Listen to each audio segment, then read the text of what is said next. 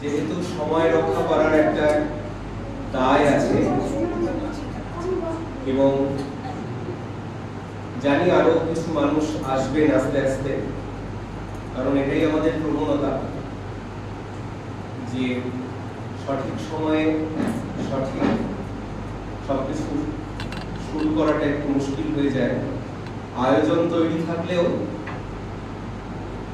সকলের সমবেততা থাকে না বলেই হয়তো দেরি হয়। যাই হোক, আজ আমরা এখানে শহীদ ক্ষুদিরাম বসুর মৃত্যুদিনে এবং আসন্ন স্বাধীনতা দিবসকে মনে রেখে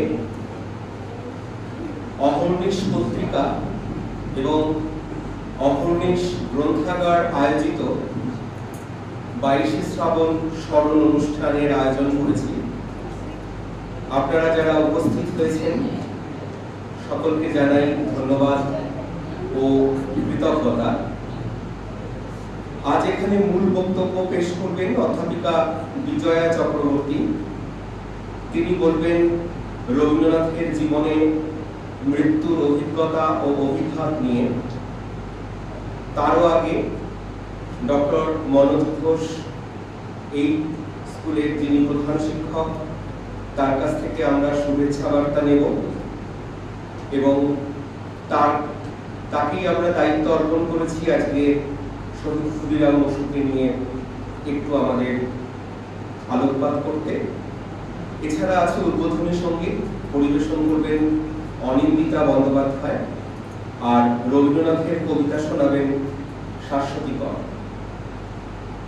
আজ এখানে আমাদের যে কাঠের গ্যালারি, লাইব্রেরির কাঠের গ্যালারি, তাতে ভারতের স্বাধীনতা আন্দোলন বিষয়ে যা কিছু দেখতে পাওয়া যাচ্ছে তা সাজিয়েছে নবম শ্রেণীর ছাত্রছাত্রীরা। ওদের নাম একটু পরে ঘোষণা করব। এছাড়া আপনাদের জানাই আমার মা কানন চক্রবর্তী 2 বছর আগে 22শে শ্রাবণে আমাদের ছেড়ে চলে গিয়েছিলেন। তার স্মৃতিতে আজকের এই অনুষ্ঠান উৎসর্গ করছি আমরা। প্রথমেই ডেকে নেব ডক্টর মনোজ ঘোষকে তার শুভেচ্ছা জ্ঞাপন এবং ক্ষুদিরাম বসু বিষয়ে আলোকপাতের জন্য। স্যার, আপনি আসবেন।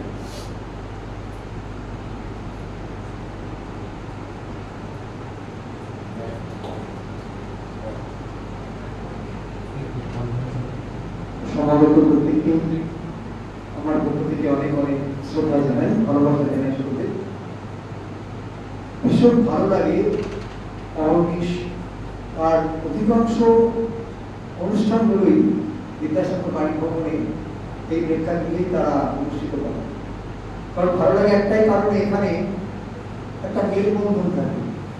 একটু যারা অভিজ্ঞতা ভরপুর হয়ে গেছে তাদের সঙ্গে সঙ্গে যারা নতুন অভিজ্ঞতার পথে পা বাড়াচ্ছে তাদের একটা মেলবন্ধন, এটা অত্যন্ত ভালো লাগা, ভীষণ ভালো লাগে। সেই জায়গা থেকে অহর্নিশকে প্রতিবারের মতো আবারও আমার পুলিশ জানাই, সুভাষিসকে এইভাবে যে পিতামাতার প্রতি শ্রদ্ধা জানানো যায়, এটা সত্যি একটা শিক্ষণীয় বিষয়।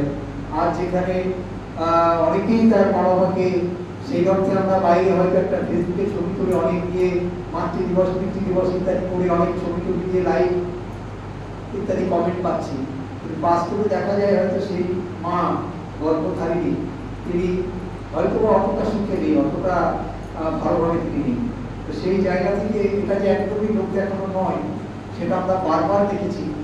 গত বছরও এই অনুষ্ঠানটাতে আমি উপস্থিত থাকতে পেরেছিলাম, সেখানেও স্বর্ণগর্ভা মায়ের কথা উঠে এসেছিল, তো আজও সেই কথাটা উঠে এলো। যাই হোক, আমি যাই বলবো না কেন সেটাই কম হবে। অহর্নিশ, শুভাশিস এবং শুভাশিসের এবং আমাদের ছাত্রছাত্রীরা, আমাদের আগামীরা যেভাবে আমাদেরকে পুষ্ট করছে বা করবে আগামীতে, তাদেরকে আমার পক্ষ থেকে অনেক অনেক অভিনন্দন। আসলে আমরা আজকে মূল কথা শুনবো দিদির কাছ থেকে। একটা দারুণ প্রেক্ষাপট বেছে নিয়েছে, অসাধারণ একটা প্রেক্ষাপট। কারণ রবি ঠাকুরের জীবনে মৃত্যু যন্ত্রণা যে কিভাবে তাকে দমন করেছে, কিভাবে তাকে কষ্ট দিয়েছে, তো সেই জায়গা থেকে আমরা শুনবো। সেটা অনেক বড় একটা জায়গা, খুব ভালো মানে ভালো অর্থে আমি বলছি অনেক অভিজ্ঞতাপূর্ণ জায়গা সেইটা, নিশ্চয়ই তো আর মৃত্যু কখনো ভালো হতে পারে না। তো অনেককে বলতে শুনেছি যে রবি ঠাকুর খুব আনন্দে ছিলেন, সুখী মানুষ, তার কখনো পয়সার অভাব হয়নি, কিন্তু পয়সাই তো মানুষের জীবনে সব নয়। সেই জায়গাটা দিদির কাছ থেকে আমরা আজকে শুনবো, এটা খুব ভালো জায়গা।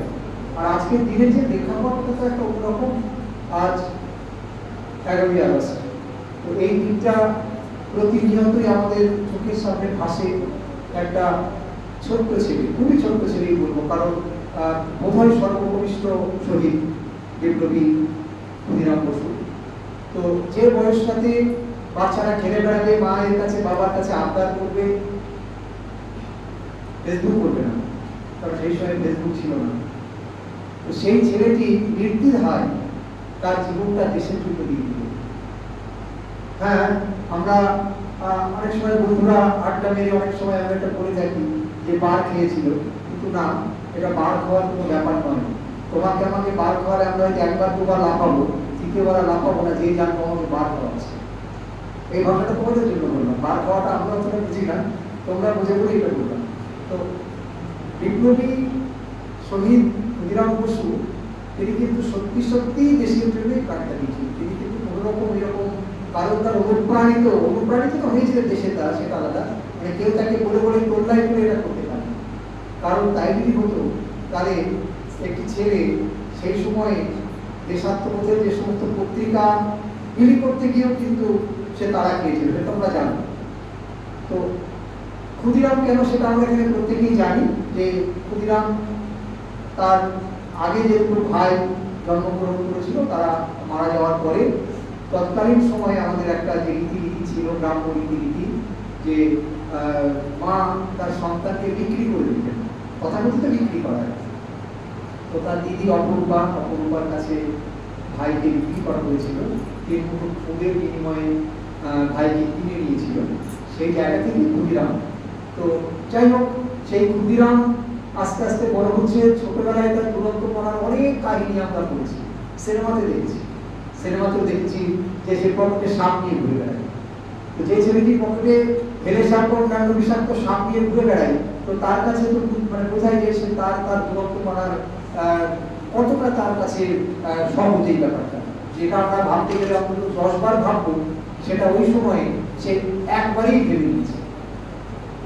তো যাই হোক না কেন, সেই সময়ে যে তিন স্পোর্ট তাকে তো মারার জন্য দায়িত্ব অর্পণ করা হলো ক্ষুদিরামের উপরে। তোমরা জানো ক্ষুদিরাম এবং প্রফুল্ল চাকি, তো তারা দুর্ভাগ্য, আমাদের দুর্ভাগ্য তাদেরও, যদি কিনা ঠিক মানুষটাকে মেরেও যদি তারা ফাঁসির দড়ি গলায় করতে পারতেন, তাহলে এতটা আক্ষেপ তার থাকতো না। যাই হোক, কেনেডি এবং তার কন্যা তারা মারা গেল সেই রিটার্ন গাড়িতে করে তারা ফিরছিল। এটা আমরা সবাই জানি, এই সমস্ত গল্পগুলো আর খুব একটা আমাদের জানার মানে বিষয় নয়। তো সেই যে ছেলেটি যাকে আমি যদি কখনো স্বপ্ন দেখি যে আমি মারা যাচ্ছি, আমরা অনেকেই দেখি, আমরা হয়তো বা ভুলগুলো দেখি এটা, তখন সেই মুহূর্তে ঘুম ভেঙে উঠে আমাদের যে কি ধরনের একটা মানে আতঙ্ক মনের মধ্যে হয় যে আমি কোথায় বা এরকম স্বপ্ন কেন দেখলাম। আর যে ছেলেটি জানতেই পারছে যে সে মারা যাবে, তার ফাঁসির হুকুম হয়ে গেছে, তার মুখে কিন্তু কোনো সময় এতটুকু সময়ের জন্য কোনো রকম মলিনতা দেখা যায়নি। তার যে মৃদু হাসি, সে হাসিটা তার সময় সব সময়টা দিয়েছিল। এবং তাকে যে সে জিজ্ঞাসা করা হচ্ছে যে তুমি কি চাও, মানে শেষ আশা কি, তুমি কি করতে চাও। তো সেই সময় উনি বলছেন যে আমি খুব ভালো বোমা বাঁধতে পারি, আমি আরো অনেক ভারতবাসীকে বোমা বাঁধতে শিখে যেতে চাই। তবে সে জানছে যে আমার দেশ পরাধীন, তাকে স্বাধীন করতেই হবে এবং ভারতবর্ষকে স্বাধীন হবে এই চিন্তা ভাবনা, এই যে প্রজ্ঞা তার মধ্যে প্রথম থেকেই ছিল। তিনি শুধু পথ দেখিয়ে গেছেন, তিনি জানতেন যে 10 বছরে না হোক 100 বছরে হবে, 100 বছরে না হোক 200 বছরে হবে, কিন্তু হবেই স্বাধীন। সেই স্বাধীনতা আমরা পেয়েছি। ক্ষুদিরাম তার একটা বিরাট জায়গা দখল করে আছে, বিরাট জায়গা। কারণ ওইটুকু বয়সের একটি ছেলে যে ওইভাবে মানে কি বলবো, একদম দেশের জন্য তার যে প্রাণটা হাসতে হাসতে দেওয়া, সেই জায়গাটা থেকে মনে হয় আমরা কেমন পারবই না, অতি নগণ্য মানুষ অনেকেই হয়তো পারবে না। একই বলে দেশপ্রেম। তো সেই দেশপ্রেমের জন্য আজকে তার যে সমস্ত পথ, তার বা তাদের দেখানোর পথে তো আমাদের এগোতে হবে।